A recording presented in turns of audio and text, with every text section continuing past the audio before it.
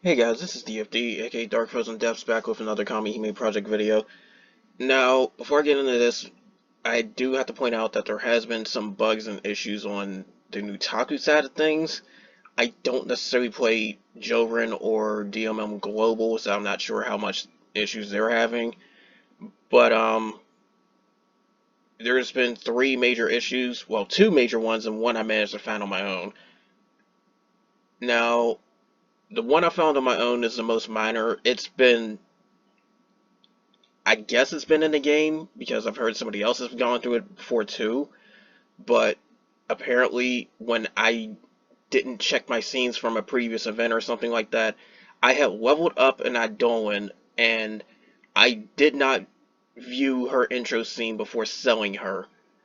So the thing with that is that I still was able to see the intro scene, but despite already meeting the conditions for her second part, the actual scene that you get to see where you get more magic jewels and all that, I did not unlock that because I guess because she was out of my inventory before I had sold her or whatever, and it's just weird.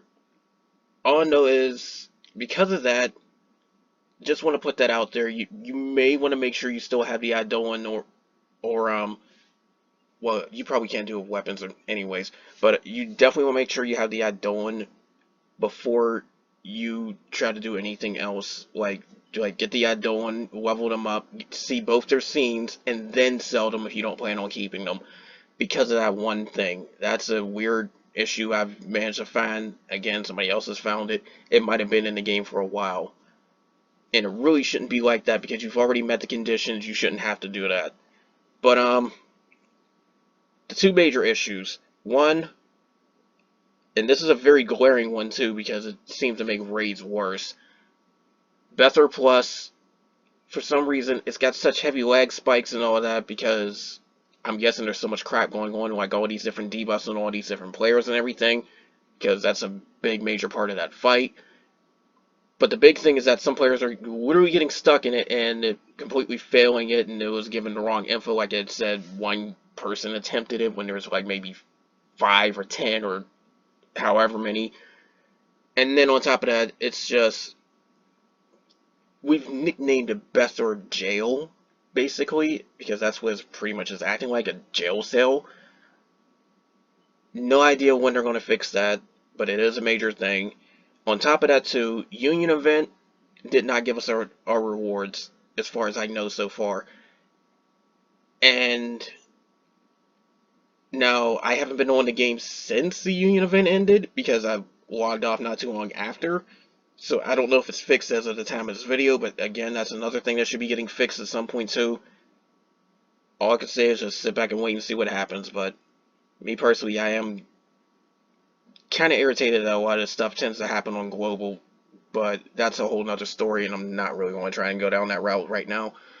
But getting on to this event that's coming up, there are some pretty good stuff you do want to get out of it, so keep that in mind. And then on top of that, the two characters that are showing up for the gacha, they're limited, but they will come back. So keep that in mind. But you won't be able to pull them all the time, so you may want to try to get them. On top of that, if you are one of those people that saved up jewels because you knew about these characters in advance, remember that you will need twice the jewels in order to guarantee that you get them both. So if you really want the biggest safety net, you need 180,000 jewels in order to do it, because that's where you get 600 pulls, and that will guarantee you pick both of them. If you don't pull them by then, that's amazingly bad luck, but all I know is that's your safety net to guarantee them both. And that's kind of the issue with these now, because it's like you have to get guaranteed stuff, and like assuming you have to get guaranteed stuff, you're basically like going through a crap ton of resources, and not everybody has that. So with multiple SSR, even some banners having 3 of them, you can see where that issue lies. But still, they're very good in Kamihime. Me personally, I want to get Light Uriel because she's really going to be helpful for bursts and all that. I'm not going to go into details about their kits or anything like that, but that's something to be aware of. Now, as for the event itself, it's a wind event, it's a raid event. You can call for help for these raid fights if you want to, but you do have to solo them if you want to try and get the extra missions. So remember that. And heroic fight is actually pretty interesting, but we'll go over that later on. But the main thing with this is that you do the story missions, you get a lot of jewels, you get like one battle, which is pathetically easy because honestly, if you can't clear that, then well, you're going to have a lot of trouble with the other stuff anyways. But just to make it quick and simple, it is 400,000 HP. That's about the level of Epic Quest. So there you go. Now, as for the fights themselves, you do need specific ranks in order to open up stuff. If you're trying heroic, of course, rank 100. I suggest you be more than rank 100 for heroic, anyways, because you want your you want a 4th tier soul regardless. Like hands down, you want a 4th tier soul. But when it comes to Ragnarok Plus, you need to be rank 51. So it's not like you can open that out the gate either, but it's not too hard to get that much of a rank.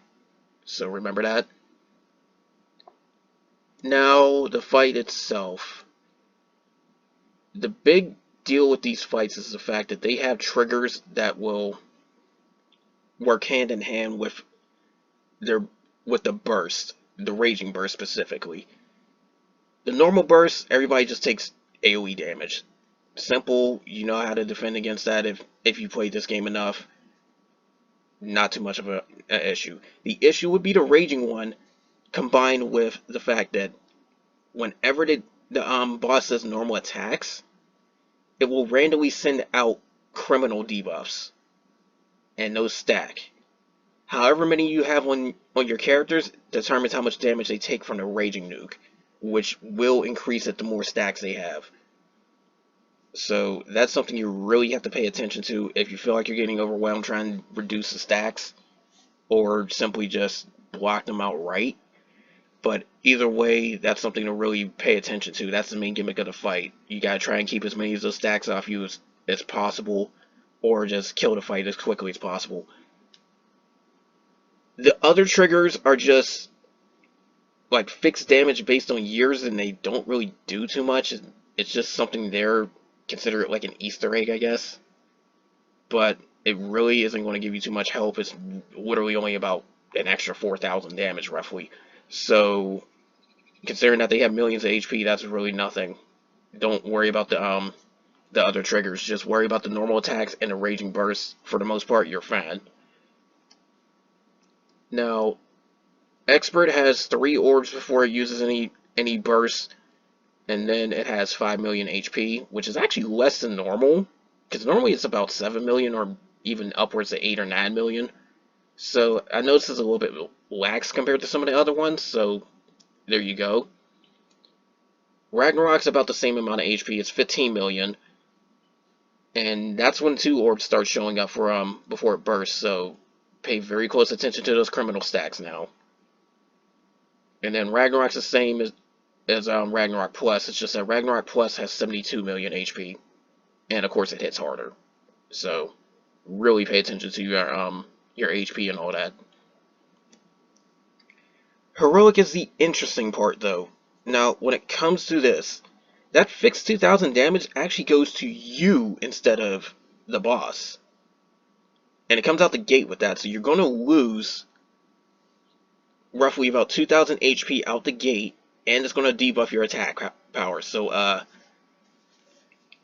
keep that in mind. I have no idea if you can protect yourself against the attack down debuff, but if it lands, it's definitely going to stick to you. So I guess you can try to have buff protection out the gate, maybe, but I don't know for sure if you're allowed to defend against it or not. But also, the bursts are going to be a little bit troublesome this time around, because when it's in normal and does its burst, it's going to put its own defense up. When it's in raging and it's in burst, it will lower your combo rate. So be careful of that. And there's a very good reason why you may or may not want to take that combo rate, because The main gimmick in this fight is that you have a hit count limit. Now, judging by how the fell trigger is, there'll be a specific icon on it where it will have a, a count tracker that starts off at 108. Every hit you land is going to reduce that counter by 1. Multi-hit skills do indeed count as separate hits. So if you have a multi-hit that will hit 8 times randomly, you're losing 8 hits off of that counter. However, it is said down here that apparently Pursuit still counts as the same normal attack, so if any Pursuit hits go off, you're not lowering the counter. It says no problem with multi-stage hits either, so double and triple attack may not count as multiple hits, but still better safe than sorry. But if you're using characters that nuke a lot of hits for their damage, that's a bad idea to use their skills in this fight, even if they happen to debuff. So be very, very careful with that one. More so, it seems like there's like specific counters based on the elements you can fight it with, because unlike previous heroics, you can actually fight this with half the elements in the game and not get that off element penalty. What I mean is that penalty, if you attack with certain elements, then their damage is reduced dramatically, like to the point where there's no point of even trying to fight. But half the elements aren't effective at this time around. Of course, fire, because it's a wind enemy.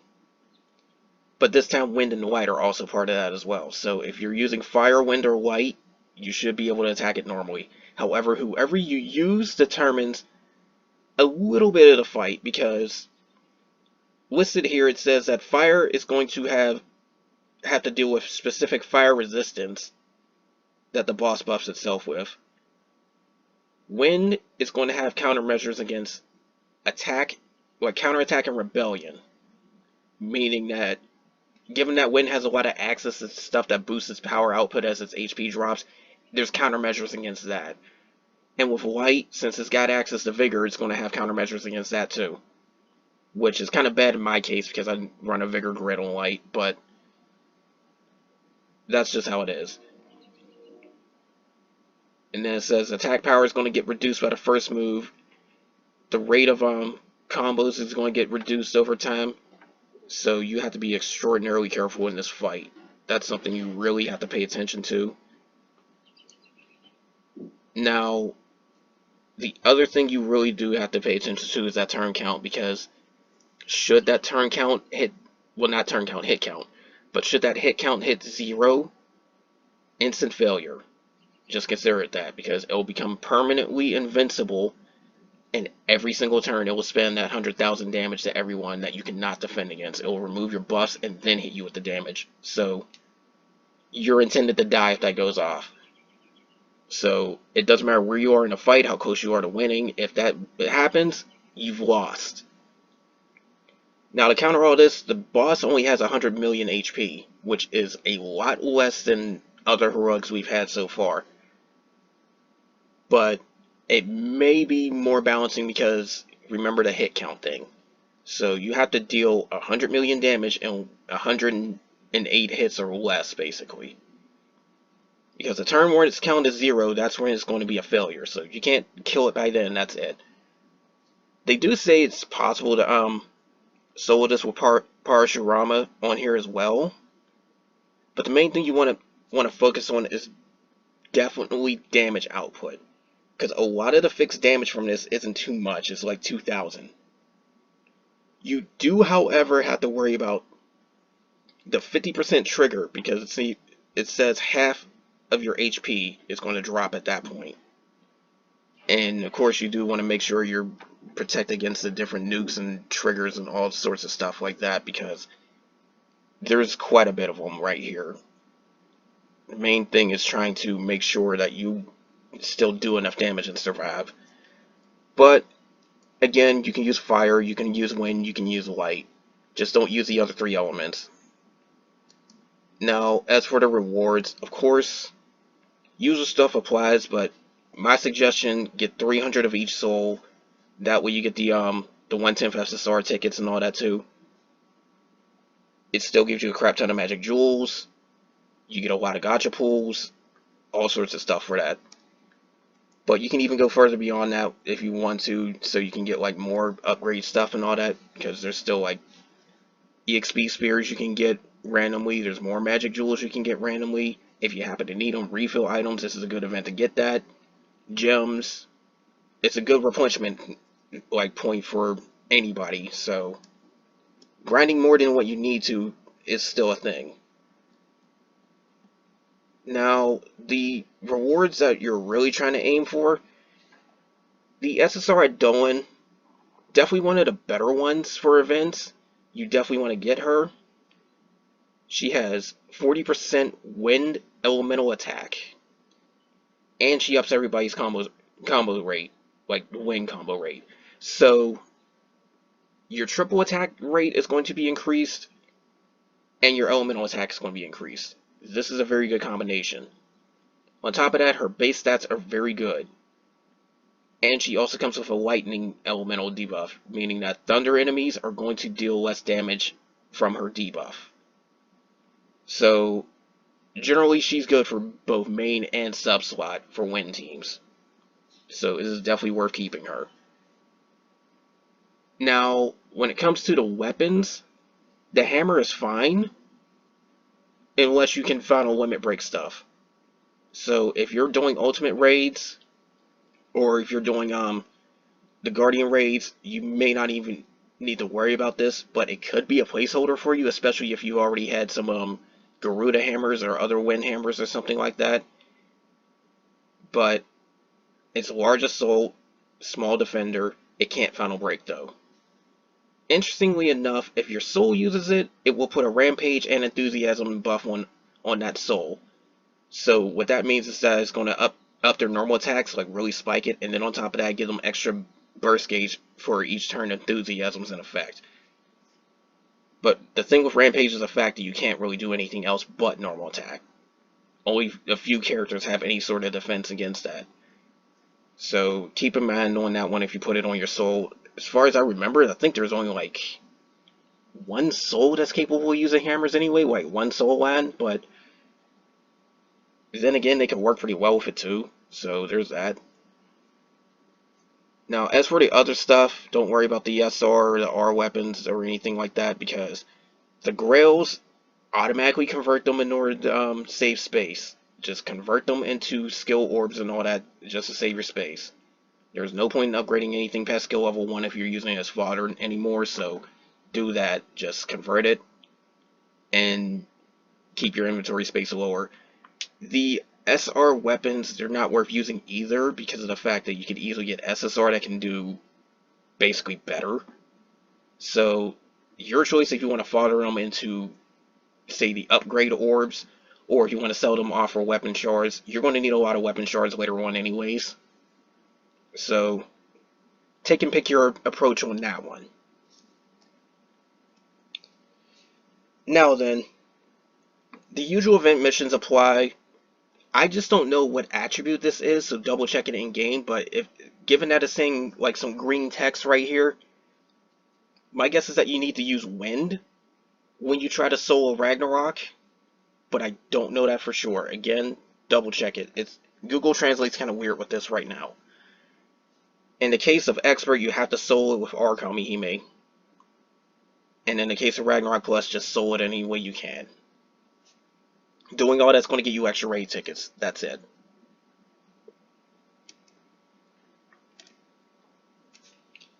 Now then. Excuse me. The free SR Kamihime, I'm going to go over it real quick. We have another version of Yama. Somebody I know really loves her, and honestly, she really doesn't look too bad here. But she's Darkness Element. Might actually come in handy a little bit later on, because of an event where it's like trying to get magic jewels and all that, but that's way later down the line. And then she also might come in handy for one of the guild competitions. It all depends on who you have. If you have better than her, you're easily going to use better than her. But her whole gimmick ability damage, and a lot of it. She can up her own ability damage. She can also put a darkness charge on enemies while hitting them with ability damage. If the target has 5 or more dark charges, then she's going to do AoE damage at the end of the turn. On top of that, her one ability damage skill comes back after 3 turns. So she can use it pretty often. And on top of that, her third skill removes a cooldown off of it. So basically she's just ability spam.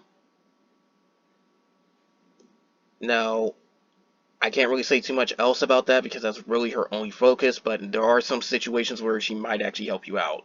It still depends on if you have better or not. But she's free, might as well get her. And then on top of that too, I still have no idea when this might happen or even if it will happen, but supposedly it was announced a long time ago. They might still get around to doing it eventually, but one of the Summoner Summits, which is basically the live stream where they announce different stuff and go over some things, it announced a mechanic where you basically level up your character and they give a boost to the entire element even if you don't use them. You may want to level up all your characters because of that one reason. But if you do, you're going to run out of books pretty quickly. Trust me, I have 426 characters, I do believe now. I'm running out of books all the time, especially since they're also used for other things as well. So, that said, if you decide to do that, you're definitely going to want to start racking up a whole bunch of books because you still get a lot of free Kamihime. You really do. And then you can always pull more. So, that's something to know. But anyways, that's all for this. More of this will come soon because I'm going to attempt a heroic, of course. But anyways, that's all for now, guys. Take care.